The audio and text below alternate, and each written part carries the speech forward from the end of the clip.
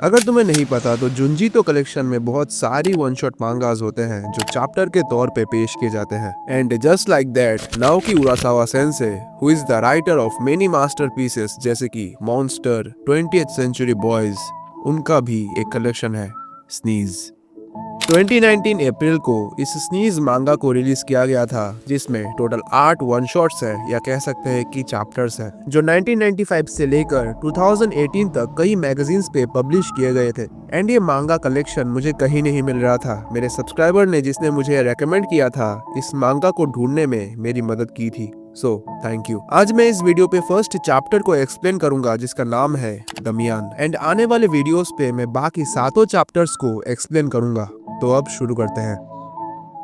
4 जन एक रेस्टोरेंट के अंदर बैठे हुए थे। उनमें से 2 गुंडे टाइप लोग थे। उनके फैमिली मेंबर्स के बीच कुछ वॉर टाइप सिचुएशन था। Now let me clear that यहाँ पे याकुजा या गैंगस्टर टाइप फैमिली की बात हो रही है। एंड ये वॉर वाली चीजें कुछ आर्टिकल्स के थ्रू इस चश्मिश को पता चला था। वैसे इसका शक्ल देख के लगता नहीं कि इसने कैंडी क्रश में 5 मिलियन येन उड़ा दिए थे बैंक से लोन लेके। वो चश्मिश उन दोनों को कहता है कि वो फैमिली के उस इंसान को निपटा के ये वॉर खत्म कर सकता है। देन वो उसके बगल में बैठे हुए दमियान को इंट्रोड्यूस करवाता है, which is type of a god himself। उसका इंट्रोडक्शन ऐसा ही साउंड कर रहा था। ओके, दमियान के पास कुछ ऐसी शक्तियां हैं जिससे वो किसी को भी टपका सकता है या वो कुछ भी कर सकता है। पर जितना मुझे इस मांगा को पढ़ने के बाद पता चला, दमियान जो भी अच्छी या बुरी चीज मन में सोचता है वो कैसे ना कैसे करके घट ही जाता है। उन दोनों गुंडों को विश्वास नहीं हो रहा था।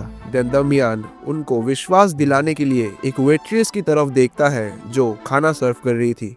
वो अचानक से नीचे गिर जाती है। देन पार्किंग में दमियान के देखने पर 2 गाड़ियों का एक्सीडेंट हो जाता है। देन वहाँ पे उन दोनों का भाई आता है, कुमोतो, और पूछता है क्या ये सब सच है। देन वो चश्मिश बोलता है हाँ, पर माफ करना, दमियान ने कुछ ज्यादा ही कर दिया। अब यहाँ से स्टोरी थोड़ी सी कॉम्प्लिकेटेड होना शुरू होगी, बहुत सारे नाम आएंगे, तो थोड़ा सा ध्यान से सुनना। देन सीन शिफ्ट होती है कुइजुरो नोमिया के फ्यूनरल पे, जो होनामी फैमिली का मेन एंड प्रीवियस बॉस था, जहाँ दी होनामी फैमिली का अभी का बॉस आया हुआ था, रियोजो कांजाकी। और दमियान, कुमोतो और वो चश्मिश थोड़ी दूर खड़े हुए थे, बहुत ज्यादा सिक्योरिटी के चलते। कुमोतो को कांजाकी को टपकाना था, पर इतनी दूर से दमियान उसको बस फिसला पाया था और फिर अफरा तफरी मच जाती है। वो चश्मिश कहता है अगर थोड़ा और पास जा सकते तो शायद दमियान 2-3 हार्ट अटैक दे सकता था। देन कुमोतो का एक फ्लैशबैक दिखाया जाता है जहाँ कुमोतो को उसका बड़ा भाई किकुची बता रहा था कि किकुची और नोमिया ने ही उसको एक नॉर्मल आदमी से एक बड़ा गैंगस्टर बनाया है। बात और सीरियस हो जाती है जब किकुची ये रिवील करता है कि नोमिया को मारा गया था, जो उनकी ही फैमिली के किसी ने किया था, जो कि था कांजाकी, अकॉर्डिंग टू किकुची। अब किकुची कुमोतो का इस्तेमाल करके कांजाकी को मरवाना चाहता है ताकि वो बॉस बन सके, और कुमोतो को मैनिपुलेट करता है कि नोमिया उसके बाप के जैसा था। एंड कुमोतो को बताता है कि अगर ये सब करते हुए उसे कुछ हो गया तो उसके फैमिली का ध्यान किकुची रखेगा। सीन चेंज होता है कुमोतो के बेटे केंतो पर, जिसको कुछ बच्चे बुली कर रहे होते हैं। कुमोतो की डाइवोर्स्ड वाइफ आके उन बच्चों को भगाती है और केंतो को उठा कर ले जाने लगती है। शायद मुझे बताने की जरूरत नहीं है कि उसके पत्नी ने क्यों डाइवोर्स दिया। वो उसके वाइफ से पूछता है क्या वो केंता के स्पोर्ट्स डे में आ सकता है, पर वो उसे मना कर देती है। किकोची को होनामी फैमिली के घर में भी घुसने नहीं दिया जाता फॉर सम रीजन, और वो देखता है कुमोतो को केंजाकी के ड्राइवर के साथ बात करते हुए। कुमोतो किकोची को बताता है कि उसको इस संडे केंजाकी ने बुलाया है, और किकोची खुश होके कहता है कि यही चांस है केंजाकी को मारने का। देन कुमोतो उस चश्मिश और दमियान को बुलाता है और संडे को केंजाकी को मारने का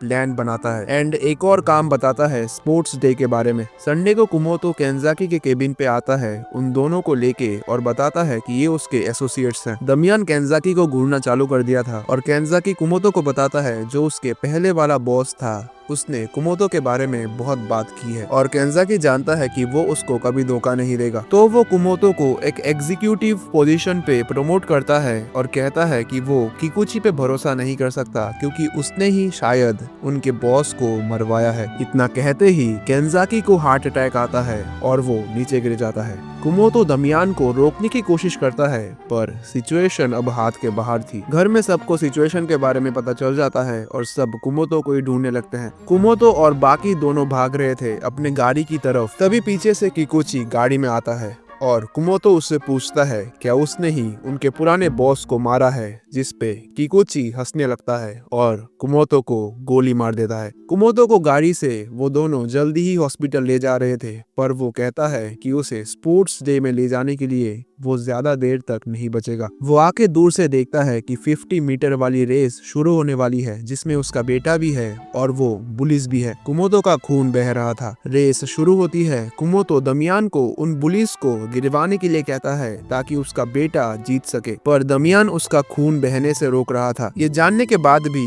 कुमोतो उन बुलिस को गिरवाने के लिए कहता है और तभी केंता गिर जाता है, पर उसे दमियान ने नहीं गिराया था।